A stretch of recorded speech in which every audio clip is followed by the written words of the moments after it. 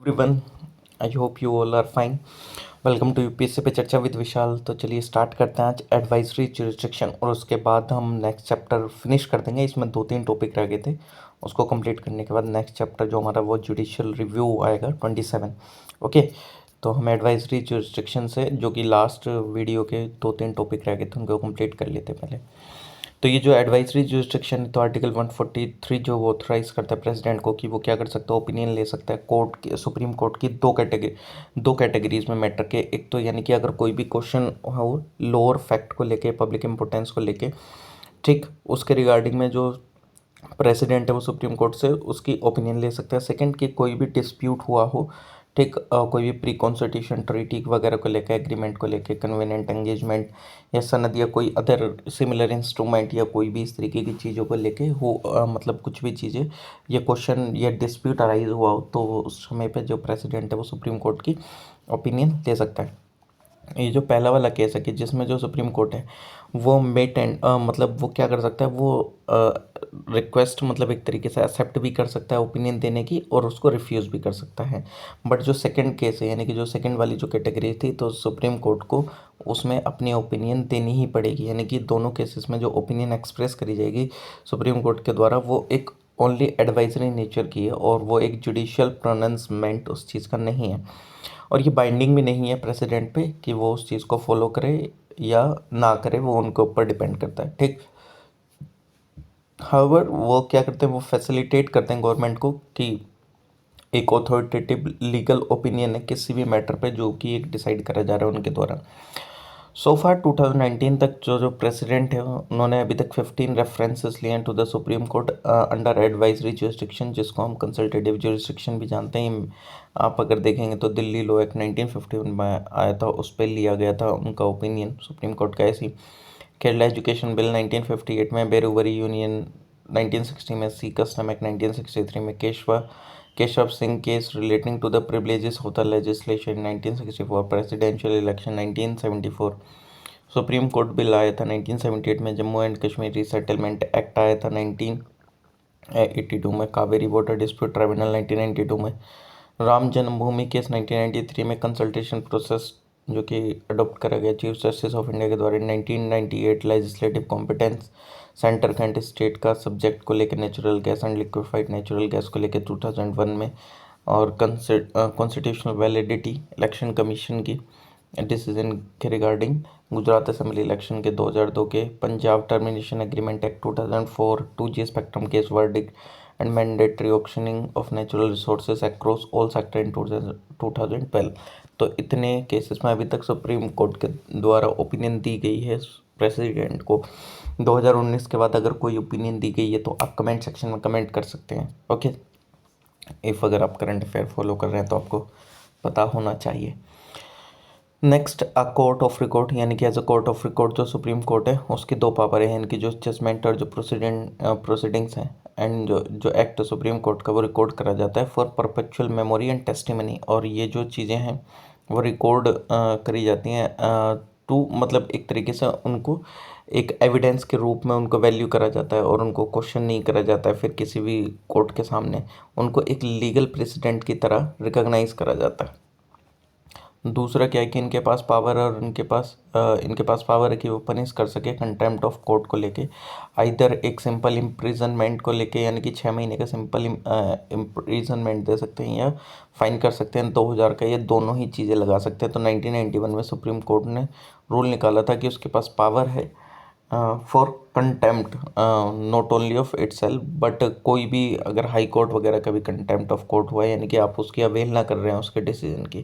या subordinate court की या ट्राइब्यूनल की पूरे कंट्री के अंदर में,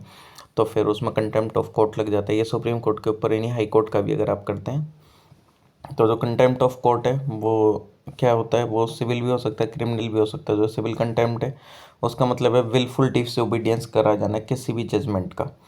या ऑर्डर का या रेट का या किसी भी प्रोसेस का कोर्ट के, जो कि एक बिलफुल ब्रीच होता है एक अंडरटेकिंग का जो कि कोर्ट के द्वारा दी गई है गिवन। और क्रिमिनल कंटेम्प्ट यानी कि इसका क्या है कि मीन्स की पब्लिकेशन होना किसी मैटर का और एक्ट का जो कि स्कैंडलाइज कर रहा हो या लोअर कर रहा हो अथॉरिटी किसी कोर्ट की, या प्रीजुडिस या इंटरफेरेंस देखने को मिल रहा हो with due course of a judicial proceeding, या इंटरफेयर या ऑब्स्ट्रक्ट कर रहा हो कोई एडमिनिस्ट्रेशन को जस्टिस के किसी भी अदर मैनर में। हाउएवर जो इनोसेंट पब्लिकेशन एंड जो डिस्ट्रीब्यूशन है कुछ मैटर का, वो fair and accurate report of judicial proceeding, fair and reasonable criticism आपको देखने को मिलेगा जुडिशियल एक्ट का,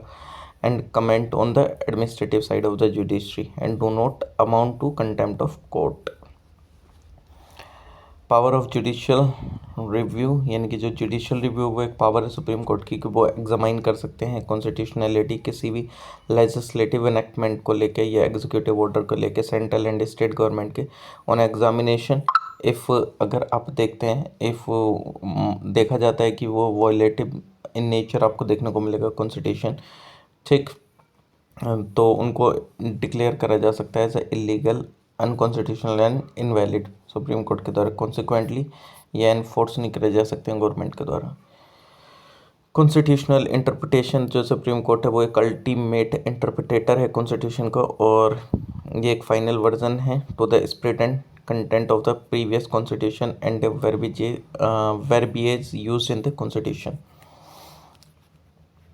जिस टाइम पे आप इंटरप्रिटेट करते हैं कॉन्स्टिट्यूशन को तो सुप्रीम कोर्ट है वो गाइड करता है बाय नंबर ऑफ डॉक्ट्राइन। इन दूसरे शब्दों में करा जाए तो जो सुप्रीम कोर्ट है उसकी अलग अलग डॉक्ट्राइन अप्लाई होती हैं इंटरप्रिटेट करने के लिए कॉन्स्टिट्यूशन को। तो जो इम्पोर्टेंट डॉक्ट्राइन्स हैं जो कि मेंशन्ड है नीचे, ये काफ़ी डॉक्ट्राइन हम पीछे पढ़ भी चुके हैं, जो कुछ नहीं पढ़ी हैं वो आगे आने वाले चैप्टर्स में भी आ जाएंगी। Doctrine of severability, doctrine of waiver, doctrine of eclipse, doctrine of territorial nexus, doctrine of pith and substance, doctrine of colorable legislation, doctrine of implied power, doctrine of incidental and ancillary power, doctrine of precedent, doctrine of occupied field, doctrine of prospective overruling, doctrine of harmonious construction, doctrine of liberal interpretation। कुछ other power, यानी कि ये जो supreme court के पास power है इनके अलावा भी कुछ अदर पावर हैं, जैसे कि डिसाइड कर सकता है कोई भी डिस्प्यूट अगर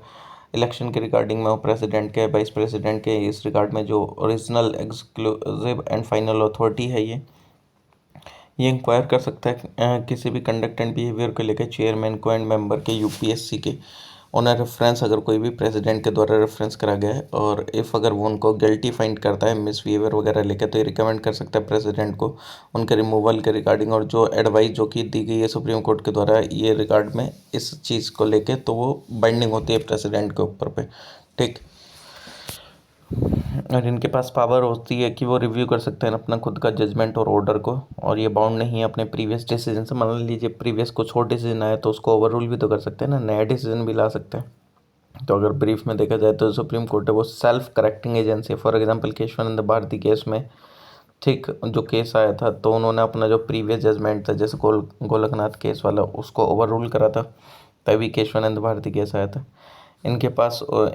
मतलब ये ऑथोराइज्ड है कि ये विड्रॉ कर सकते हैं केस जो कि पेंडिंग है सुप्रीम कोर्ट के वो हाई कोर्ट के सामने, या डिस्पोज देम बाय इटसेल्फ, और ये ट्रांसफ़र कर सकते हैं केस या अपील जो कि पेंडिंग है किसी एक हाई कोर्ट के सामने तो दूसरा हाई कोर्ट को ये ट्रांसफ़र कर सकते हैं। और इनका जो लॉ है वो बाइंडिंग है हर एक कोर्ट पे भारत के अंदर में, ठीक। और ये मतलब ऐसा नहीं है कि दिल्ली में कुछ और उसका जजमेंट लागू हो रहा है यूपी में कुछ और, नहीं, सब जगह एक जैसा ही लागू होगा। जितनी भी अथॉरिटीज़ हैं सिविल एंड जुडिशियल वो एक्ट करेंगी in aid of the supreme court. इनके पास पावर है कि वो जुडिशियल सुपरिटेंडेंस के कंट्रोल करते हैं all over the courts and tribunal जो कि फंक्शन करते हैं हमारे भारत के अंदर में, हमारी कंट्री के अंदर में। जो सुप्रीम कोर्ट का जो जुरिस्डिक्शन एंड जो पावर है with respect to matter union list के रिगार्डिंग में वो एनलार्ज करे जा सकते हैं पार्लियामेंट के द्वारा। फर्दर इसका जो जुरिस्डिक्शन एंड जो पावर है with respect to other matter वो एनलार्ज करा जा सकता है स्पेशल एग्रीमेंट के थ्रू सेंटर के एंड स्टेट्स के। ओके, सुप्रीम कोर्ट के जो एडवोकेट होते हैं तो अगर आप देखेंगे तो 3 कैटेगरीज होती हैं एडवोकेट की जो कि एंटाइटल करे जाते हैं। मतलब पहला होता है सीनियर एडवोकेट। सीनियर एडवोकेट वो होते हैं जो कि डेजिग्नेट करे जाते हैं सुप्रीम कोर्ट के द्वारा और किसी हाई कोर्ट के द्वारा। ये जो कोर्ट है डेजिग्नेट करता है किसी भी एक एडवोकेट को as a senior advocate if अगर उनकी ओपिनियन में लगते हैं कि वो उनकी एबिलिटी है या स्टैंडिंग एट द बार और स्पेशल नॉलेज एक्सपीरियंस है लॉ वगैरह में, तो उनको क्या बोला जाता है कि वो डिज़र्व करते हैं कि हाँ बेसिकली सीनियर एडवोकेट है, काफ़ी साल हो गए हैं, काफ़ी अच्छे से चीज़ें उनके केसेस वगैरह देखे जाते हैं, ठीक।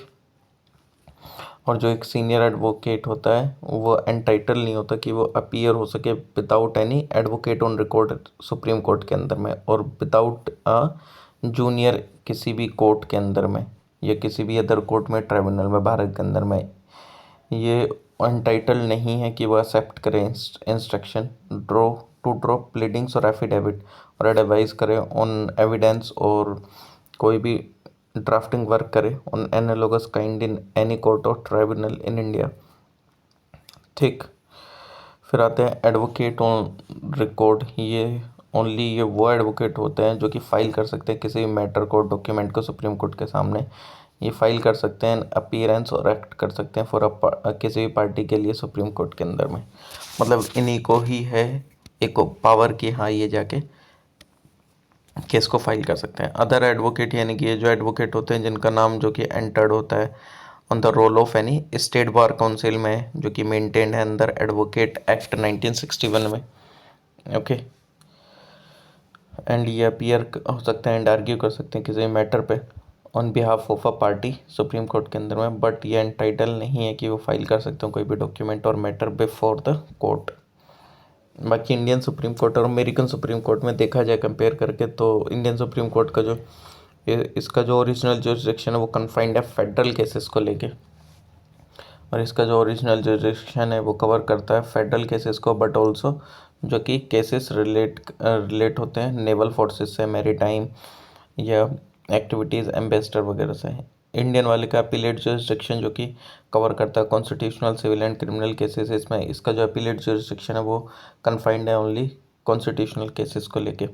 इंडियन वाले का जो काफ़ी वाइड डिस्क्रिशन है special to grant special leave, जो कि अपील करी जाती है किसी भी मैटर को लेकर against judgment of any court और ट्राइब्यूनल एक्सेप्ट मिलिट्री। इसके अंदर में कोई भी ऐसा कोई पावर नहीं है इस चीज़ के रिगार्डिंग में। ये एक एडवाइजरी जुरिसडिक्शन भी है इंडियन वाले के पास, बट इसके पास कोई भी एडवाइजरी जुरिसडिक्शन नहीं है अमेरिकन में। और इनका जो स्कोप है जुडिशियल रिव्यू का वो लिमिटेड है, इनका जो जुडिशियल स्कोप है वो काफ़ी बड़ा है। यहाँ पे ए लिख देता हूँ, यहाँ पे आई, ये इंडियन वाला है और ये अमेरिकन वाला है, ठीक है। ये डिफेंड करते हैं राइट ऑफ द सिटीजन, वही प्रोसीजर इस्टेब्लिश्ड बाई लॉ के अकॉर्डिंग में, और ये डिफेंड करता है right citizen according to the due process of law, जो कि हम आर्टिकल 21 में पढ़ भी चुके हैं। इनका जो जुरिसडिक्शन एंड जो पावर है एनलार्ज करा जा सकता है पार्लियामेंट के द्वारा, लेकिन जो इनका जुरिसडिक्शन एंड जो पावर है वो लिमिटेड है, जो कि कन्फर्म करेगी कॉन्स्टिट्यूशन के द्वारा। इनके पास इंडियन वाले के पास की पावर है जुडिशियल सुपरिटेंडेंस की इन कंट्रोल की स्टेट हाई कोर्ट्स के ड्यूटी इंटीग्रेटेड जुडिशियल सिस्टम। इसके पास कोई भी ऐसा पावर नहीं है, ठीक। ये बाकी आर्टिकल्स जो कि अभी हम पढ़ के भी आ रहे हैं आर्टिकल्स, इनको अगर चलो ठीक है एक बार और मैं बता ही देता हूँ जल्दी से। 124 इस्टेब्लिशमेंट एंड कॉन्स्टिट्यूशन से रिलेटेड है सुप्रीम कोर्ट के, 124 एनजेसी से रिलेटेड था, 124 वे फंक्शन ऑफ कमीशन से related, 124 C power of parliament से related to make law, 125 salaries से रिलेटेड जजेस वगैरह की, 126 अपॉइंटमेंट से रिलेटेड एक्टिंग चीफ जस्टिस के, 127 एडहोक जजेस के अपॉइंटमेंट से रिलेटेड, 128 अटेंडेंस से रिलेटेड रिटायर्ड जजेस के at the sitting of the supreme court, 129 supreme court जो कि to be a court of record, 130 seat of a supreme court, 131 original jurisdiction supreme court की, 131 A exclusive jurisdiction supreme court की in regard to question as to मतलब constitutional validity को लेकर central laws वगैरह के, 132 appellate jurisdiction जो कि supreme court की, 133 अपीलेट जुरिसडिक्शन ये हाई कोर्ट से in regard to civil matter, और ऊपर वाली जो थी इन सर्टेन केसेस कुछ 132 अपीलेट जुरिसडिक्शन जो थी, 134 जो कि ये in regard to criminal matters appellate jurisdiction, 134 है सर्टिफिकेट है for appeal to the supreme court, 135 jurisdiction and जो पावर है फेडरल कोर्ट की अंडर एग्जिस्टिंग लॉ जो कि एक्सरसाइजेबल है सुप्रीम कोर्ट के द्वारा, 136 स्पेशल लीव जो कि अपील करी जाती है सुप्रीम कोर्ट के द्वारा, 137 रिव्यू है जजमेंट का और ऑर्डर सुप्रीम कोर्ट के द्वारा, 138 एनलार्जमेंट जुरिसडिक्शन का सुप्रीम कोर्ट के, 139 कन्फर्मेंट है supreme on the supreme court of power issue करने के लिए कुछ सर्टेन रिट्स, 139 ए ट्रांसफ़र है सर्टेन केसेस का 140 एंसिलरी पावर जो सुप्रीम कोर्ट की 141 लॉ जो कि डिक्लेयर करा गया सुप्रीम कोर्ट के द्वारा जो कि बाइंडिंग है on all court, 142 enforcement of decree and orders related supreme court and order as to discovery etcetera, 143 power से रिलेटेड प्रेसिडेंट की जो कि कंसल्ट करता है supreme court, 144 civil and judicial authorities जो कि एक्ट करता है in aid of the supreme court, 144 A special provision है as to disposal of question जो कि रिलेटिंग है कॉन्स्टिट्यूशनल वैलिडिटी को लेकर लॉज की, 145 rule of court, 146 officers and जो servant and expense of the supreme court, 147 interpretation. तो ये वाला चैप्टर हमारा फिनिश होता है। नेक्स्ट चैप्टर स्टार्ट करते हैं जो कि जुडिशियल रिव्यू के रिगार्डिंग है।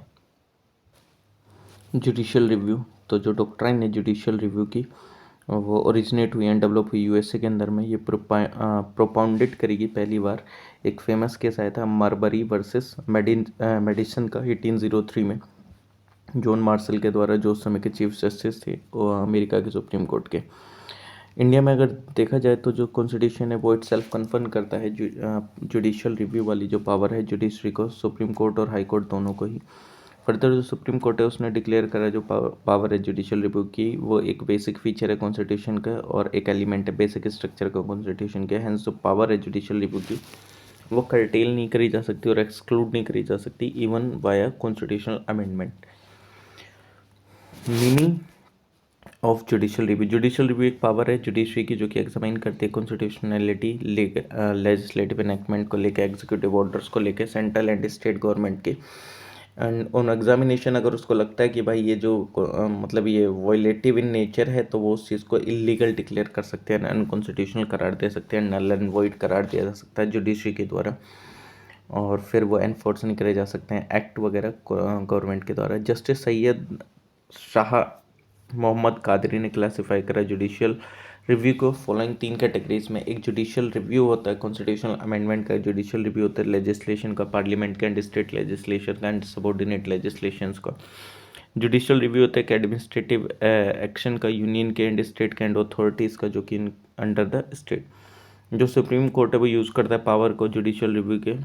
मतलब जुडिशियल रिव्यू का अलग अलग जगहों पे यूज़ करा गया। जैसे कि एग्जांपल गोलकनाथ केस में 1967, बैंकिंग के नेशनलाइजेशन केस में 1970 में, या प्रीवी पर्स एवोल्यूशन को लेके जो केस आया था 1971 में, Keshavananda Bharati case 1973, Minerva mill case आया था 1980 में।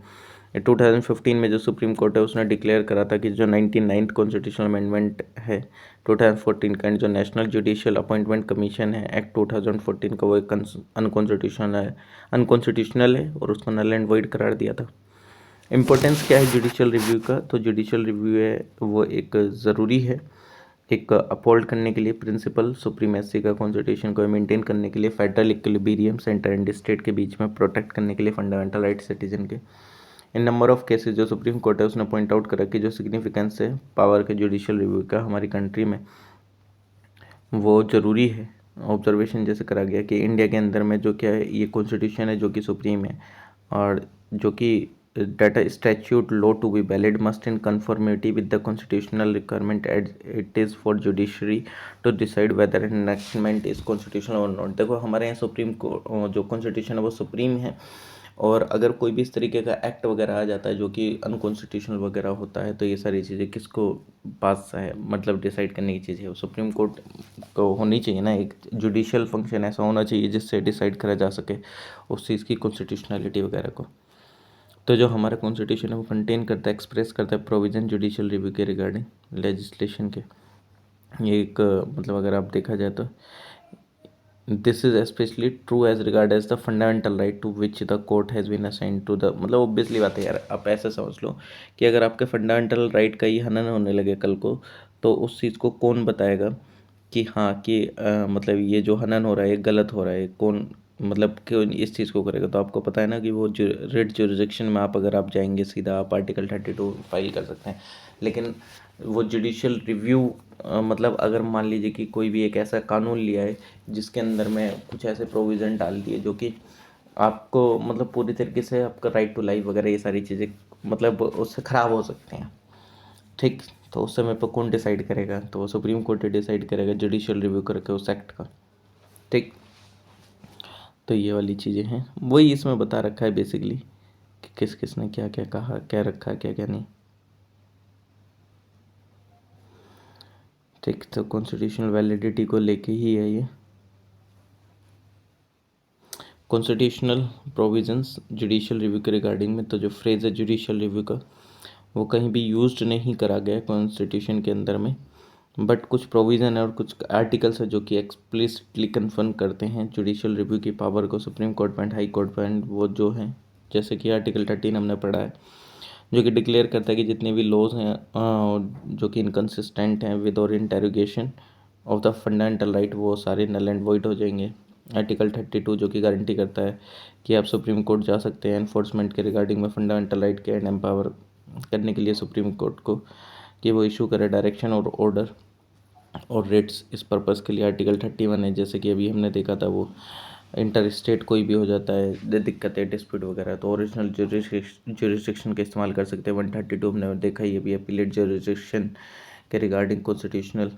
केसेस में, 133 सिविल केसेस के रिगार्डिंग, 134 क्रिमिनल केसेस, 134 वही सर्टिफिकेट फॉर अपील जो कि सुप्रीम कोर्ट का है फ्रॉम द हाई कोर्ट, 135 जो कि एम्पावर करता है सुप्रीम कोर्ट को कि वो एक्सरसाइज कर सकता है अपने jurisdiction and power federal court की किसी भी एक प्री कॉन्स्टिट्यूशनल लॉ में। 136 सुप्रीम कोर्ट को पावर है कि वो ग्रांट कर सकता है स्पेशल लीव टू अपील किसी भी कोर्ट और ट्राइब्यूनल के एक्सेप्ट मिलिट्री और कोर्ट मार्शल। 143 जो कि ऑथराइज करता है प्रेसिडेंट को कि वो ओपिनियन ले सकता है। 226 जो कि एम्पावर करता है हाई कोर्ट को कि वो इशू कर सकता है डायरेक्शन। ठीक, और रेट्स एनफोर्समेंट के रिगार्डिंग फंडामेंटल राइट वगैरह के लीगल राइट्स 227 सेम वही जो कि हाई कोर्ट के पास पावर है सुप्रिटेंडेंस की कि वो सारे कोर्ट और ट्राइब्यूनल्स के ऊपर जो भी उसके जुरिस्डिक्शन में आते हैं मिलिट्री कोर्ट और ट्राइब्यूनल को छोड़कर। 245 जो कि डील करता है टेरिटोरियल एक्सटेंट को लेके लॉज के जो कि बनाए गए पार्लियामेंट एंड लेजिस्लेचर के द्वारा स्टेट की। 246 जो कि डील करता है सब्जेक्ट मैटर्स से जो कि लॉज जो कि बनाए गए हैं पार्लियामेंट के द्वारा या स्टेट लेजिस्लेचर के द्वारा। 251 एंड 254 जो कि प्रोवाइड करता है इन केस ऑफ कॉन्फ्लिक्ट आपको देखने को मिल जाती है central law and state law के बीच में, तो सेंट्रल लॉ है वो प्रिवेल करेगा स्टेट लॉ के ऊपर, एंड जो स्टेट लॉ है वो वाइड। आर्टिकल 372 जो कि डील करता है कंटिन्यूएंस को लेके in force of the pre constitutional law. Okay, चलिए नेक्स्ट, स्कोप क्या है जुडिशियल रिव्यू का। स्कोप ऑफ जुडिशियल रिव्यू, तो जो कॉन्स्टिट्यूशनल वैलिडिटी है लेजिस्लेटिव इनेक्टमेंट को लेकर और एग्जीक्यूटिव ऑर्डर को वो चैलेंज करी जा सकती है सुप्रीम कोर्ट में और हाई कोर्ट में on the following 3 grounds. If अगर वो इन्फ्लुएंस कर रहा हो फंडामेंटल राइट को, या ये एक आउटसाइड द कॉम्पिटेंस हो अथॉरिटी के जो जिसने कि वो फ्रेम कराया, यानी कि उसके पास अथॉरिटी नहीं है उस चीज़ के रिगार्डिंग, और ये रिप्रेजेंट हो टू द कॉन्स्टिट्यूशनल प्रोविजंस। तो फ्रॉम द अबव ये क्लियर हो जाता है कि जो स्कोप है जुडिशियल रिव्यू का इंडिया में वो नैरोअर है जो कि यूएसए में जो एग्जिस्ट करता है उसके रिगार्डिंग में। अमेरिकन कॉन्स्टिट्यूशन एक्सप्लिसिटली मेंशन करता है जो कंसेप्ट है जुडिशियल रिव्यू का in any of its provision, और दिस इज़ बिकॉज कि जो अमेरिकन कॉन्स्टिट्यूशन प्रोवाइड करता है ड्यू प्रोसेस ऑफ लॉ, और हमारे यहाँ प्रोसीजर एस्टेब्लिश बाय लॉ होता है। और जो डिफरेंस है दोनों के बीच में वो यही है कि जो ड्यू प्रोसेस ऑफ लॉ है वो एक वाइड स्कोप देता है सुप्रीम कोर्ट को कि वो ग्रांट कर सकता है प्रोटेक्शन ऑफ राइट सिटीजन्स के रिगार्डिंग में, और ये डिक्लेयर कर सकता है किसी भी लॉ को violative of rights wide not only on substantive grounds of being unlawful but procedural grounds पे भी ऑफ बीइंग अनरीजनेबल। और जो हमारा सुप्रीम कोर्ट है वो डिटरमाइन करता है कॉन्स्टिट्यूशनलिटी लॉ की, हाउएवर एग्जामाइन करता हूँ ओनली सब्सटेंटिव क्वेश्चन वेदर कि ये जो लॉ है वो with in the power of the authority है जो इसने भी वो लॉ बनाया है या नहीं, और ये जो it is not expected to go into the question of its reasonableness, ठीक, सूटेबिलिटी और पॉलिसी इम्प्लीकेशंस। हम सिर्फ प्रोसीजर देखते हैं, ड्यू प्रोसेस ऑफ लॉ के अंदर में वो पूरा एकदम लिखा जोखा देखता है कि भाई ये क्यों बनाया गया था, किस मंशा से बनाया गया था। हमारे यहाँ सिर्फ क्या जिसने बनाया है वो उसको अथॉरिटी थी या जिस प्रोसीजर के अकॉर्डिंग बनाया गया है वो सही बनाया गया है, हम सिर्फ ये सारी चीज़ें चेक करते हैं। जो एक्सरसाइज अ वाइडर पावर जो है जुडिशियल रिव्यू की American constitution American supreme court की in the name of due process of law. तो काफ़ी लोगों ने उस चीज़ को क्या करा, clause has made the critics to describe it as a, ये थर्ड चैम्बर इसको बोला गया लेजिस्लेचर का, एक सुपर लेजिस्लेचर भी बताया गया इस चीज़ को लेके। ये जो अमेरिकन प्रिंसिपल है जुडिशियल सुप्रीमेसी का, ये रिकॉग्नाइज करा जाता है इन अवर कॉन्स्टिट्यूशनल सिस्टम ऑल्सो, बट एक लिमिटेड एक्सटेंट तक। हम इसको एक तरीके से फुल्ली फॉलो जो करते हैं, British principle of parliamentary supremacy को फॉलो करते हैं, ठीक। और काफ़ी सारी लिमिटेशंस भी हैं सोवर्निटी को लेकर पार्लियामेंट के हमारी कंट्री में, जैसे कि रिटन करेक्टर है कॉन्स्टिट्यूशन का, फेडरलिज्म है डिवीज़न ऑफ पावर की वजह से, और फंडामेंटल राइट एंड जो जुडिशियल रिव्यू है, इन इफेक्ट जो हमारे यहाँ भारत में होता है वो एक सिंथेसिस है दोनों का, किसका, अमेरिकन प्रिंसिपल का भी एंड ब्रिटिश प्रिंसिपल का भी, ठीक। नेक्स्ट जो जुडिशियल रिव्यू है 9th शेड्यूल का, तो जो आर्टिकल 31B है वो सेव करता है किसी भी एक्ट को एंड रेगुलेशन को जो कि इंक्लूड कर दिया जाता है 9th शेड्यूल में, उसको चैलेंज नहीं करा जा सकता, इनवैलिडेट नहीं करा जा सकता किसी भी ग्राउंड को लेकर। फंडामेंटल राइट्स का आर्टिकल 31B जो है वो अलोंग विद 9th शेड्यूल वो ऐड करा गया था फर्स्ट कॉन्स्टिट्यूशनल अमेंडमेंट एक्ट के थ्रू 1951 के। ओरिजिनली 1951 में जो 9th शेड्यूल था वो कंटेन करता था only 13 act and regulation, but at present 2016 तक 282 इसके अंदर में एक्ट है। और ऑफ दिस एक्ट की ये जो एक्ट एंड जो रेगुलेशन है स्टेट लेजिस्लेचर के जो कि डील करते हैं land reform, abolition of zamindari system and date of the parliament, deal जो कि करता है अदर मैटर्स वगैरह से, ठीक। हाउएवर इनसिग्निफिकेंट जजमेंट जो कि डिलीवर हुई थी आईआर कोयलो केस में 2007 में, तो सुप्रीम कोर्ट ने रूल करा था कि कोई भी एक ब्लैंकेट इम्यूनिटी नहीं होगी जुडिशियल रिव्यू से अगर कोई भी लॉ 9th शेड्यूल में डाल दिया जाता है तो, यानी कि इफ़ अगर आप डालेंगे इसके अंदर में तो वही काबिल ना होगी सुप्रीम कोर्ट की। क्यों? क्योंकि सुप्रीम कोर्ट जुडिशियल रिव्यू को एक बेसिक स्ट्रक्चर में ला चुका है कि ये बेसिक स्ट्रक्चर एक बेसिक फीचर है, ठीक। पहले क्या होता था कि किसी भी लॉ का जुडिशियल रिव्यू नहीं कराना है तो उसको 9th शेड्यूल में डाल दो तो ब्लैंकेट इम्यूनिटी मिल जाती थी, लेकिन बाद में उसको क्या बना दिया गया, एक बेसिक स्ट्रक्चर का पार्ट। तो जो कोई भी कानून मतलब 24 अप्रैल 1973 के बाद इसके अंदर में डाले गए 9th शेड्यूल में, तो उनको, और वो वायलेट करते हैं फंडामेंटल राइट का जो कि गारंटेड है 14, 15, 19 एंड 21, ठीक, जो कि बेसिक और हमारे बेसिक स्ट्रक्चर को कॉन्स्टिट्यूशन के, तो उनको चैलेंज करा जा सकता है कोर्ट के अंदर में, ठीक। तो सुप्रीम कोर्ट ने सीधा सीधा बोल दिया और कुछ फॉलोइंग कंक्लूजन भी निकाले उसने ये जजमेंट को डिलीवर करते हुए कि कोई भी लॉ जो कि एब्रोगेट करता है और एब्रिज करता है राइट जो कि गारंटी करा गया पार्ट 3 के द्वारा कॉन्स्टिट्यूशन के, वो वायलेट करता है बेसिक स्ट्रक्चर को, डॉक्ट्राइन की, द फॉर्मर ये consequence of law whether an amendment और आर्टिकल और part 3 of any insertion in the such. मतलब कुल मिला के अगर आप कोई भी पार्ट 3 क्या जो फंडामेंटल राइट है उसका वायलेशन आपको देखने को मिलेगा तो उसका जुडिशियल रिव्यू होगा किसी फैक्टर पे, ठीक। जो कि जुडिशियल रिव्यू एक बेसिक फीचर है जो मेजॉरिटी जजमेंट थी केशवानंद भारती केस में जो कि पढ़ी जाती है, read with the Indira Gandhi case, वो रिक्वायर करती है कि जो कोई भी वैलिडिटी है कोई भी न्यू कॉन्स्टिट्यूशनल अमेंडमेंट की वो जज करी जा सकती है ऑन इट्स ऑन मेरिट, और जो एक्चुअल इफेक्ट एंड जो इम्पैक्ट है लॉ का, राइट्स जो कि गारंटी करे गए पार्ट 3 में, उनको साथ में देखा जाएगा क्या उसको डिस्ट्रॉय तो नहीं कर रहे हैं, या उसका बेसिक स्ट्रक्चर को तो डिस्ट्रॉय नहीं कर रहे हैं, ठीक। और फिर उसका उसी बिहाफ पे चैलेंज भी करा जा सकता है अगर वो इस चीज़ को मतलब इस तरीके से चैलेंज भी कर रहे हों या उसको एक तरीके से अवहेलना हो रही हो, ठीक। और बाद में बाकी ये जितने भी अमेंडमेंट हैं 24 अप्रैल 1973 के बाद के वो सारे देखे जाएंगे, मतलब जुडिशियल रिव्यू के रिगार्डिंग अगर वो आर्टिकल 21 का हनन कर रहे हैं, 14 का, 19 का, इन सब का, ठीक। और जो जस्टिफिकेशन है कन्फर्म करने का मतलब अब कोई भी ब्लैंकेट प्रोटेक्शन नहीं मिलेगी जो कोई भी लॉज वगैरह हैं, खासकर भाई आर्टिकल 21 और आर्टिकल 14 को तो देखा ही जाएगा और बेसिक स्ट्रक्चर को कि उसका हनन हो रहा है कि नहीं हो रहा है, ठीक। कुल मिला के इतना ध्यान रख लो चीज़ों का। और इफ़ जो वैलिडिटी है कोई भी 9th शेड्यूल लो की वो ऑलरेडी अपहेल्ड करी जा चुकी है कोर्ट के द्वारा और अब ओपन टू चैलेंज है 24 अप्रैल के बाद 1973 के कोई भी केस है इसके अंदर में वो सारे चैलेंज हो सकते हैं, जो कोई भी एक्शन लिया जाएगा वो अब फाइनल होगा जजमेंट किसका, कोर्ट का, जो कोई भी एक्शन लिया जाएगा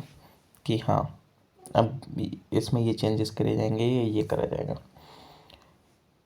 इंक्लूडेड बिफोर 24 अप्रैल 1973 से पहले जो भी इंक्लूड करे गए थे एक्ट,